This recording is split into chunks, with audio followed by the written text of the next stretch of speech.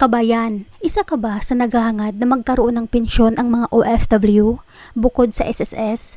Kung oo ang iyong sagot, dapat mo ito mapakinggan, baka hindi mo pa ito narinig. Ayon sa balita ngayon, isusulong sa Senado ni Senator Erwin Tulfo ang panukalang magkakaroon ng OFW Pension Act o Senate Bill No. 252 na naglalayong bigyan ng dagdag na seguridad at benepisyo ang mga OFWs pag uwi sa Pilipinas. Basta't kailangan nyo lamang na aktibo kayo nagbabayad ng OWA membership. Ayon sa balita, kapag maaprubahan daw ang batas na ito, ang isang OFW na 15 years nang nasa abroad at aktibong nagbabayad sa OWA ay makakatanggap daw ng 5,000 pesos monthly pension na magsisimula sa pagtungtong ng OFW sa edad na 60 years old. Hindi na rin ito masama mga kababayan. Malaking tulong na rin ito kapag maaprubahan.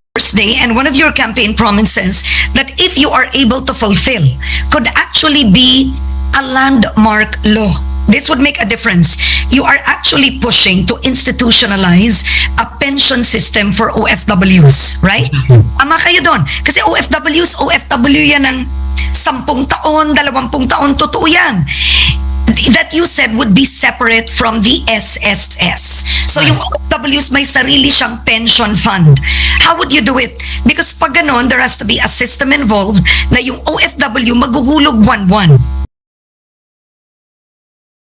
Exactly. Okay. Kasi Ms. Karen, experience namin dito sa action center namin sa Quezon City.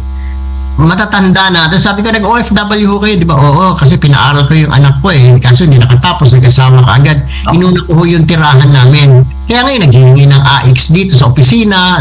Ayuda. Pinapadala namin sa DSWD dahil walang pampagamot. That is the problem. Pero kung aside sa Social Security, meron siya nakukut-kut, meron siya kahit papano na natatanggap na 10,000 o 15,000. Depende sa kanyang contribution. Happy tayo. Maglalagay ang gobyerno, pag magko-contribute ka rin. Depende sa Ganda yan.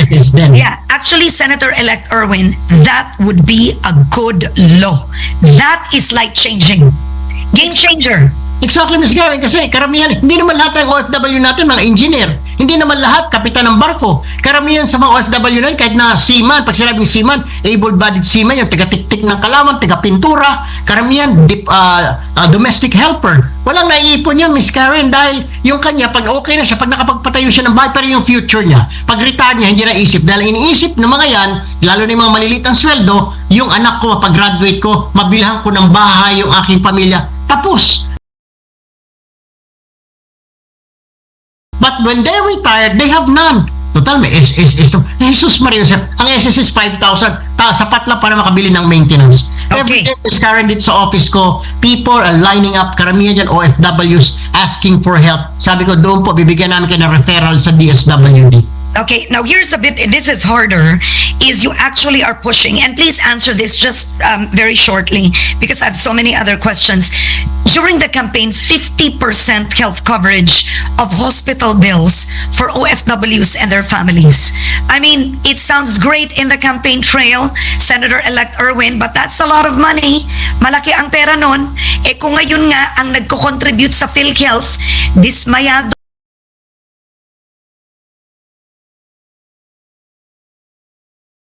ang nagko-contribute sa PhilHealth, dismayado pa, ano pa, saan mo kukunin ang 50% health coverage?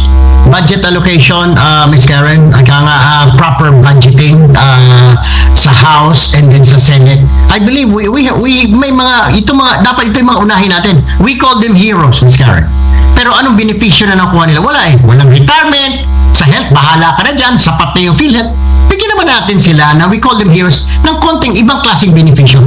They bring in billions of pesos. Institutional. Institutional. Medyo, we separate them because sila yung bumubuhay sa atin, di ba? Alagaan naman natin. That's what I'm saying. So doon tayo sa budget allocation. Bawas siguro tayo dito sa mga infra natin. Bawas tayo yung mga flood control. Di ba naman tayo nakita, di ba? Yung iba pang mga projects natin sa mga national irrigation, bawas tayo doon, di ba? Ilagay natin dito. It's just a matter of budgeting, Ms. Karen. Okay. Kung ating matatandaan, taon 2023 unang isinulong ni Representative Ronsulo ang panukalang batas na naglalayong magtatag ng OFW pensyon na eksklusibo lamang sa mga OFWs. Kapartner Sara at kapartner Lady B, ang naisin po natin dito ay magtatag po tayo ng pension system and retirement benefits para sa mga OFWs po natin. Ito po yung panawagan po talaga nila sa atin. natin, Miss Lady B, Miss Sarah, sa mga pag-ikot po natin, isa lang po yung binabanggit po nila sa atin na magkaroon po ng sariling pension system yung mga OFWs. So, Sir, ano yung mga benefits na inaasahan natin kung membro ka nitong system na ito, and which sinasabi nyo nga po is mandatory po ito? marami po tayong binabanggit dito, Miss Lady B. May mga compulsory na dapat na ibigay. Una muna dyan, yung retirement benefits. Of course, ito po yung concern po talaga nila sa atin. Yeah. Pagkatapos po nila magtrabaho ng 15 years, 20 years, sa mga nakausap po natin, and regular po sila nagpapadala ng mga kinita po nila dito sa Pilipinas. Pero they end up no retirement benefits unless yung kanilang employer doon bibigyan po sila. Pangalawa, may wala rin silang pensyon. So ibig sabihin po nito, for the longest time, sila yung nagpapadala dito sa Pilipinas. I was in Hong Kong last week and I spoke to several OFWs in Hong Kong. Sinabi niya, paano kung halimbawa for good na yung isang OFW tulad ko, 30 years na ako, sana man lang magkaroon daw yung mga magpo-for good na OFW ng kahit maliit na pension from OWA. Ano pong reaction niya dyan, Admin? Maliit na pension from OWA. Ano pong reaction niya dyan, Admin? Inilapit na po sa amin yan, Senator, pero po sa pensyon, hindi po kasi expertise ng OWA ang magbigay ng pensyon, and I think the funds will not be enough to cover for pension. But then, we're not saying that we're stopping there. Pag-aaralan po natin yan, pero for the meantime, we are coordinating closely with the SSS and the DMW para pag-aralan po yan. In the meantime, ang mga programa po natin existing, meron po tayong tulong puso wherein we can, the reintegration can be addressed. Meron din tayo kung sa mga existing negosyo, meron din tayo ng EDSP na pwede sila natutulungan namin sila mag-loan. Bukas naman po yung opisina natin to makinig at tingnan po ano po yung magandang solution dito. Admin, ito yun eh.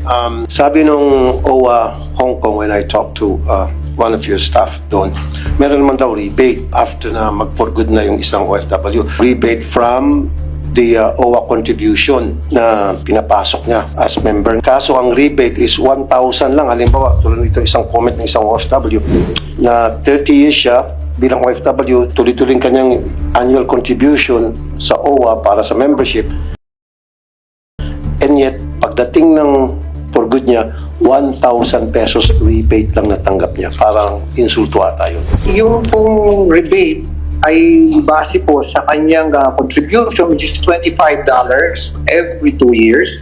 And then kung siya po ay hindi naman nakakuha ng kahit anong benepisyo sa loob na 10 taon, dyan po natin kukumputin yung kanyang rebate. So, kung gaano po karami yung kanyang naging contribution na $25, dun po natin ibabase at sa haba po ng panahon na kanya pong ibinigay yan sa OWA. Hindi po rin kasi nakalakihan dahil yun lang po yun every 2 years. So, again, arali po namin ito kung paano magkakaroon tayo ng mas mahusay-husay at mas katanggap-tanggap na response pagdating po dito. Kasi nga naman, 1,000 pesos ang matatanggap mo after 30 years, huwag na lang magbigay kung ako tatanungin. Opo. Di ba? Pag-aralan nyo na lang po. Let's see. Pag-aaralan po namin. Ano ang masasabi nyo dito, kabayan? Sang-ayon ka ba sa OFW pensyon na isusulong sa Senado ni Senator Erwin Tulfo? Pakikomento ang inyong pananaw patungkol sa bagay na ito. Salamat at palagi po kayong mag-ingat.